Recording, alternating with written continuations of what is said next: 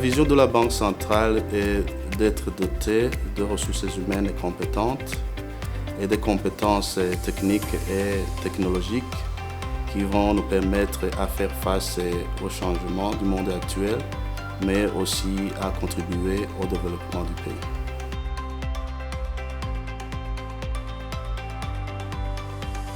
L'histoire de la BRB est un parcours appréciable, à juste titre, grâce à l'implication de ses pionniers et de leurs successeurs qui ont travaillé corps et âme pour garantir une politique monétaire évolutive et capable de s'adapter aux changements, parfois au prix d'un courage patriotique.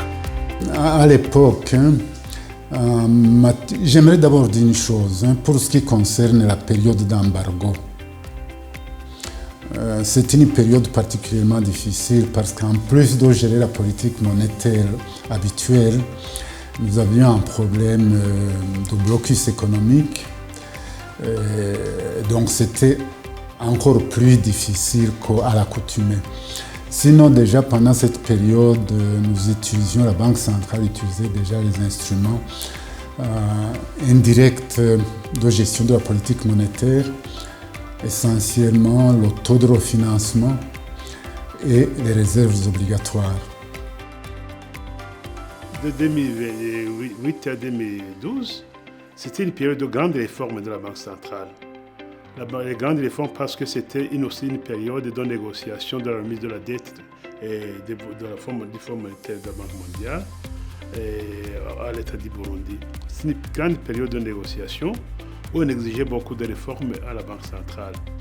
La première question qui devait être résolue, c'était les statuts de la Banque centrale. On devait revoir en profondeur ça de la Banque centrale pour l'harmoniser avec l'évolution de l'époque, avec l'exigence de la remise de la dette.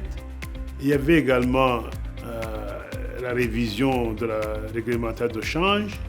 Il y avait également la révision de la loi bancaire. Et c'était aussi une période où les microfinances commençaient à se développer de façon significative et les coopératives étaient dedans.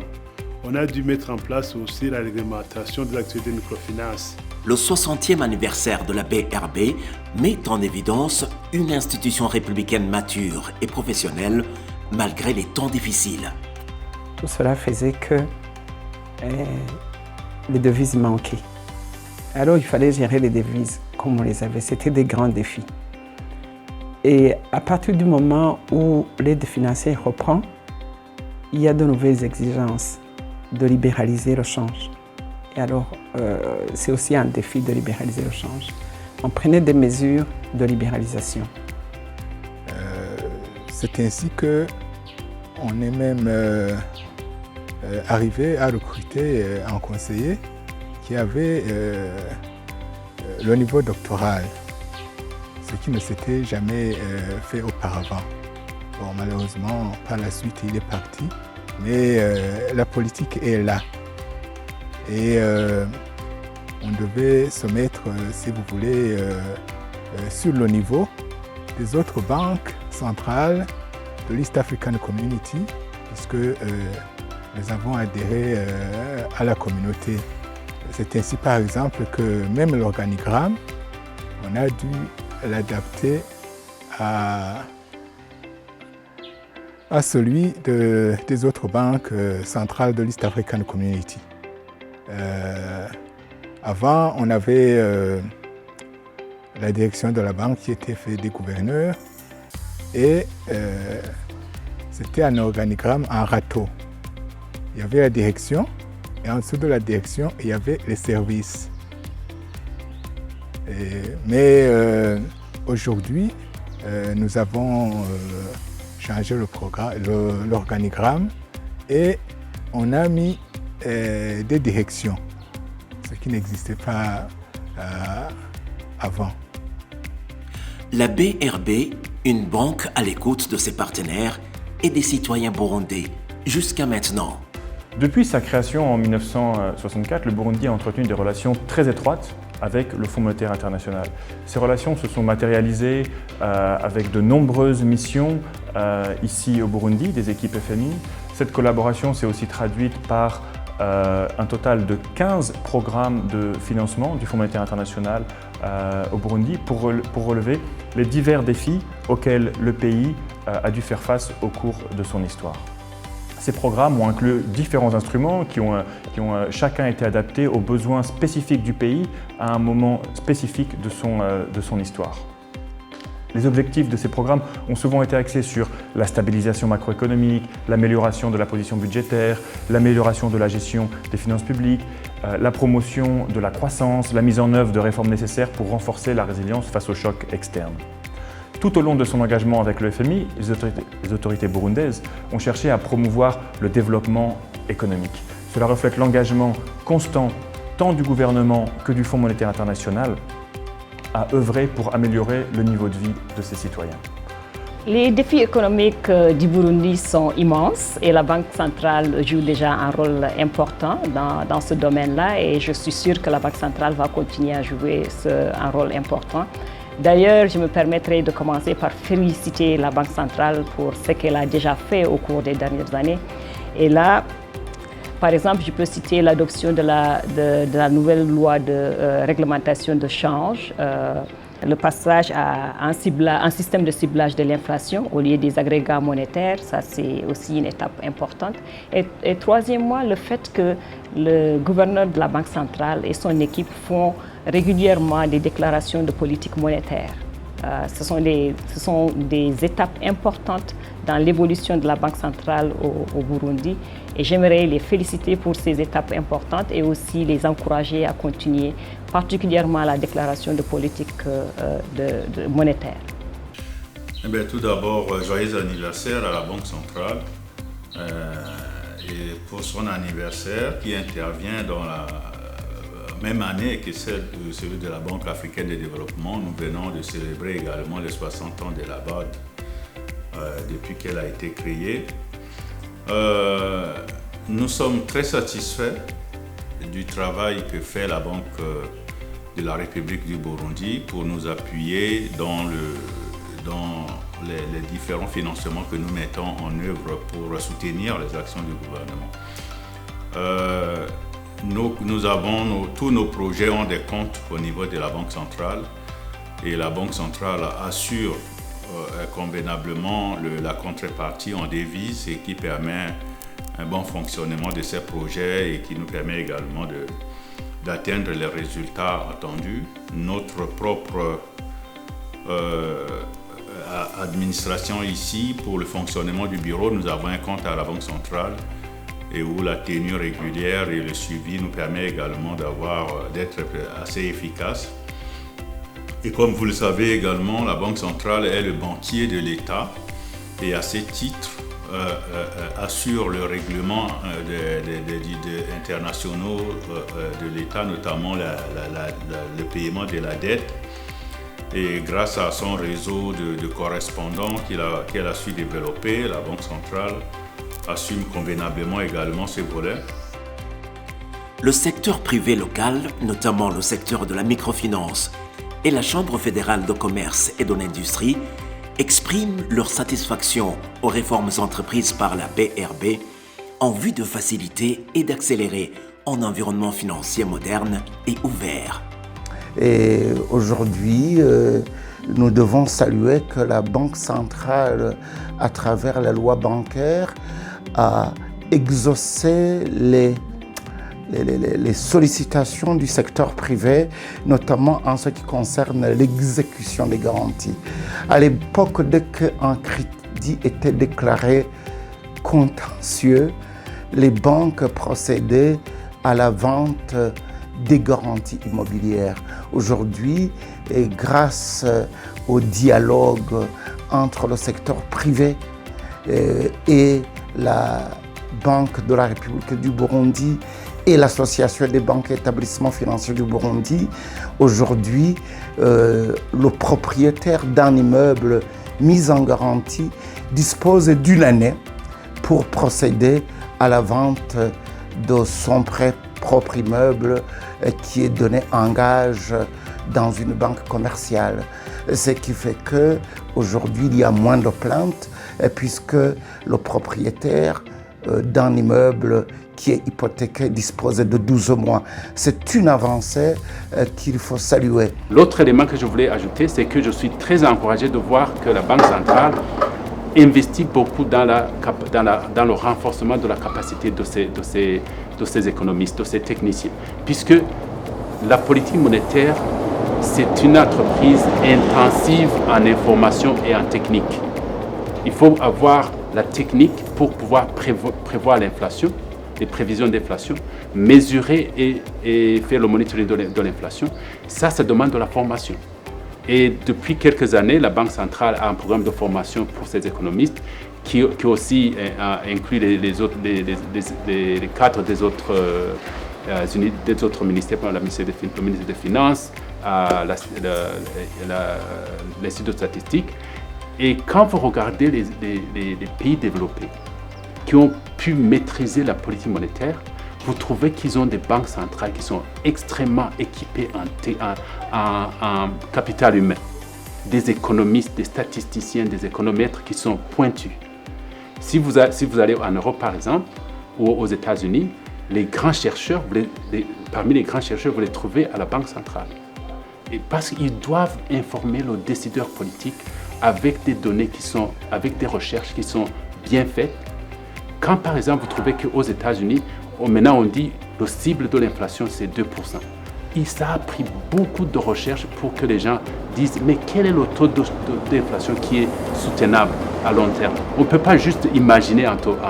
Il faut faire la recherche et voir le taux qui est consistant avec un taux de croissance, un bon taux de croissance qui est soutenable et un taux d'emploi qui est aussi soutenable.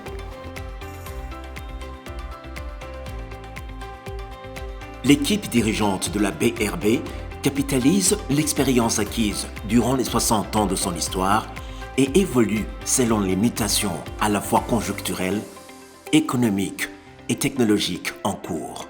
Ici, nous pouvons citer au niveau de la gestion des instruments de politique monétaire et de change, la mise en place d'une plateforme électronique de gestion des opérations du marché de change, mais aussi du marché monétaire. Cette plateforme va permettre généralement deux éléments principaux qui concernent les opérations des banques commerciales, mais aussi les opérations de la Banque centrale. Au niveau des opérations des banques commerciales, la plateforme va permettre de placer les offres d'achat, mais aussi les demandes de devises, tout comme les demandes de monnaie locale dans le cadre du marché interbancaire. Et de même, la Banque de la République du Burundi, dans le cadre de la gestion de la liquidité, dans le cadre de la gestion des opérations du marché monétaire, aura également à utiliser la même plateforme pour ses interventions sur le marché. La direction des études économiques, la statistique et la coopération a entamé un chantier de modernisation de la politique monétaire, du régime de politique monétaire pour migrer. Actuellement, on est dans un régime de ciblage des agrégats monétaires qui est un régime actuellement qui s'avère, je dirais, inefficace en termes de contrôle de l'inflation pour plusieurs raisons. Les innovations, c'est ça. Les innovations, c'est la migration, quitter le régime de politique monétaire basé sur le ciblage des agrégats monétaires vers le ciblage des taux, donc le ciblage de l'inflation. Ça, c'est une très grande innovation pour la Banque centrale et les étapes ont été déjà faites. D'abord, l'étape de préparation technique, l'adoption des cibles, des instruments, en commençant par le taux directeur. Et aussi maintenant, on est en train de voir comment aussi adopter les cibles intermédiaires, surtout voir comment le taux interbancaire peut être utilisé comme cible intermédiaire afin d'orienter les autres taux. Toutes les innovations qu'on fait, c'est orienté vers la migration parce que l'objectif, c'est de moderniser la politique monétaire. Ce sont ces innovations-là, des innovations liées à l'adoption de nouveaux instruments, des innovations liées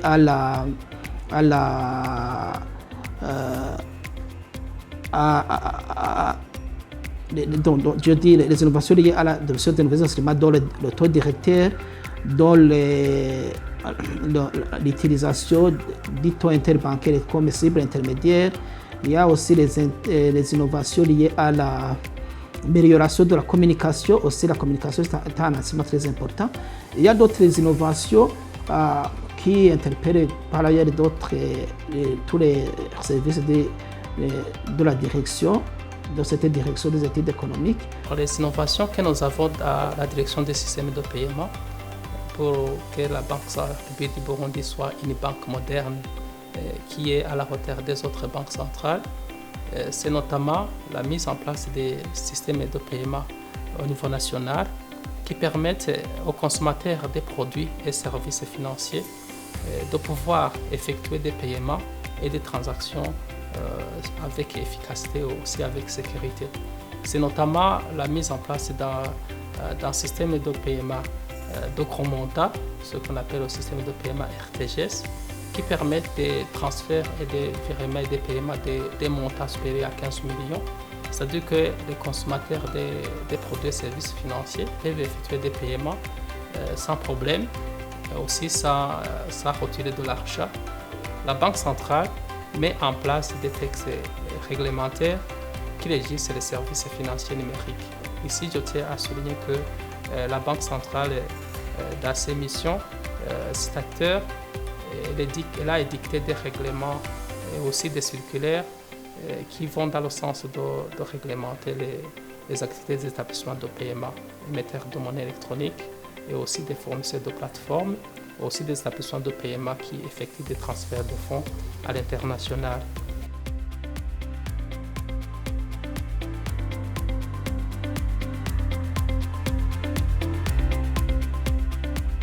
La Banque centrale a déjà amorcé le processus de digitalisation complète des secteurs financiers. Alors, dans ce processus, la Banque centrale va identifier les consommateurs des produits et services financiers et aussi va permettre l'interopérabilité de tous les systèmes de paiement existants et aussi permettre à la population de faire des transactions même sans connexion Internet. Donc, ça veut dire que ce sont des innovations que la Banque centrale est en train de développer. Le projet est en cours. Alors, dans ce sens, ça va permettre à la population de recourir à ces moyens modernes de paiement, ce qui va réduire sensiblement l'utilisation du cash. Nous préconisons faire un centre de tri moderne. C'est ce qu'on appelle la mécanisation. Et là, cela va nous permettre de faire circuler les billets de banque qui sont propres. Et oui, notre perspective est que la Banque centrale songe à l'émission de la monnaie électronique Banque centrale pour que l'émetteur de la monnaie soit seulement la Banque centrale. Mais vous voyez, pour le moment, les monnaies électroniques sont émises un peu partout. La plus-value d'utiliser la monnaie électronique, pour la Banque centrale, on fait une économie parce que l'impression de billets de banque est limitée. Et la plus-value aussi pour utiliser la monnaie électronique, là, le vol est limité. Il y a la traçabilité, il y a la diminution du branchement, diminution de la corruption, parce que au niveau, si on utilise la monnaie électronique, il y a une certaine traçabilité. Vous voyez que la plus-value est grande.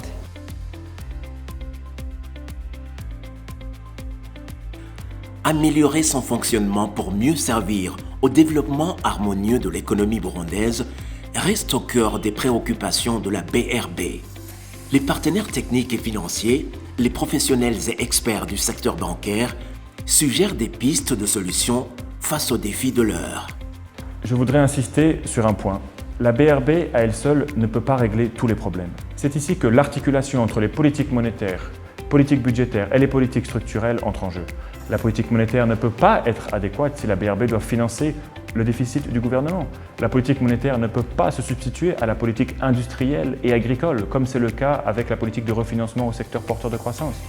Pour conclure sur le rôle de la BRB, son indépendance doit être un pilier de son intervention, tant dans le domaine de la politique monétaire que dans celui de la gestion des devises.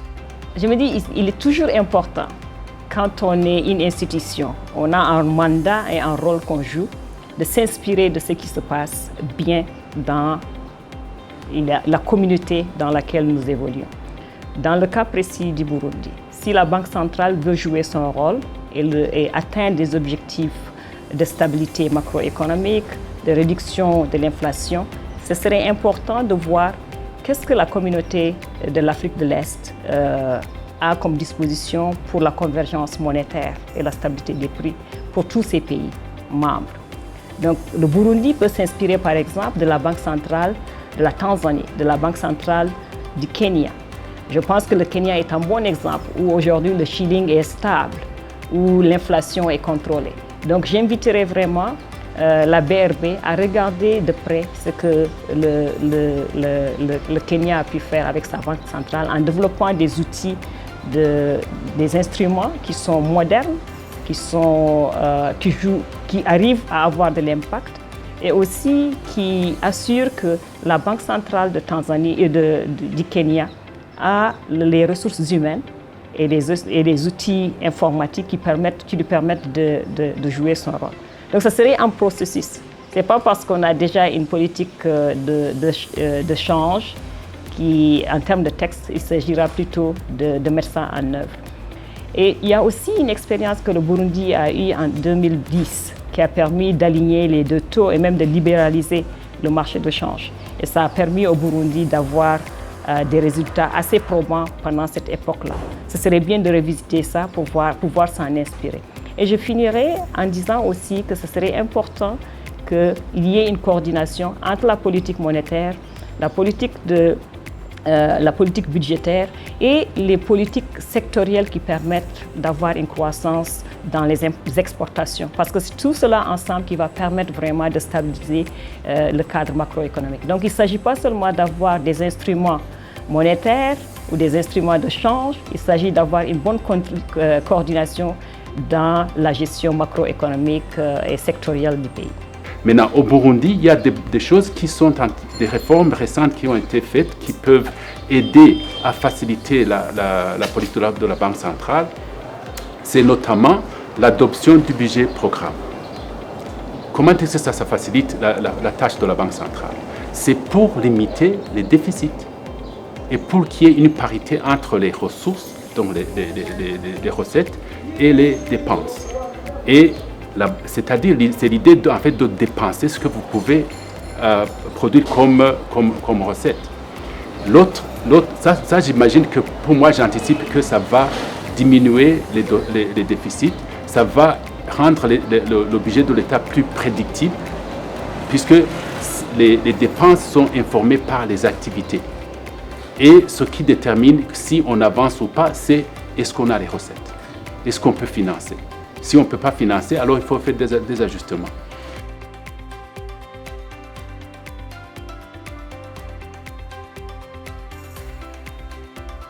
Après 60 ans d'existence, les partenaires de la BRB, tout en appréciant positivement les réalisations, expriment des suggestions pour un nouvel élan vers la stabilisation macroéconomique via la politique monétaire et de change. Et que la manipulation des billets de banque soit minimisée même à 10%, même à 20%, comme en Europe où l'on atteint pratiquement plus de 90%. Les Occidentaux ne manipulent plus les billets de banque, ce qui facilite d'ailleurs le contrôle de l'État. La deuxième chose, c'est de redynamiser, redémarrer la politique de refinancement des secteurs porteurs de croissance qui a été gelée. Il a fallu une dose d'intuition créative de la part de l'équipe managériale de la BRB pour garder le cap, malgré les périodes d'instabilité que le pays a connues. Le succès enregistré sera sûrement un piédestal pour la BRB, un gage de confiance pour ses employés et ses partenaires. Le talent managérial sera mobilisé. Je peux dire que la contribution de la Banque centrale à la vision du Burundi peut s'articuler sur 3 piliers. Le premier pilier, c'est la restauration de la stabilité macroéconomique, notamment l'équilibre externe. Comprenez par équilibre externe la stabilisation de la balance des paiements et partant la stabilisation du franc par rapport aux devises étrangères. Et le deuxième pilier, c'est la stabilisation du système financier dans son ensemble, et notamment la partie des services financiers qui sont offerts par des agents économiques non financiers. Là, je peux citer quelques exemples. Il y a des services de monnaie électronique qui sont offerts par des compagnies de téléphonie mobile, mais il y a d'autres aussi qui sont faits par le secteur de la microfinance et le secteur bancaire. Donc, dans cette vision de la Banque centrale, il faut que tout soit réglementé pour éviter qu'il y ait des conséquences sur tout le système financier du pays. Et le troisième pilier, c'est, je dirais, le renforcement ou, dans quelques cas, la mise en place d'une infrastructure qui va permettre de connecter tous les moyens de paiement, tous les systèmes de paiement, que ce soit ceux que je viens de citer tantôt, les systèmes de paiement de la téléphonie mobile, et les systèmes de paiement du secteur bancaire et du secteur de la microfinance. Cela devrait permettre une interopérabilité et une interconnectivité globale de tous les systèmes et ainsi contribuer à l'approfondissement de l'inclusion financière. Et enfin, un autre pilier non moins important, c'est le renforcement de la gouvernance de la Banque centrale. L'objectif étant d'avoir une équipe technique compétente qui est soudée et qui a une vision commune et laquelle vision doit être en conformité avec la vision globale du pays que vous connaissez, notamment le Burundi émergent en 2040 et le Burundi développé en 2060.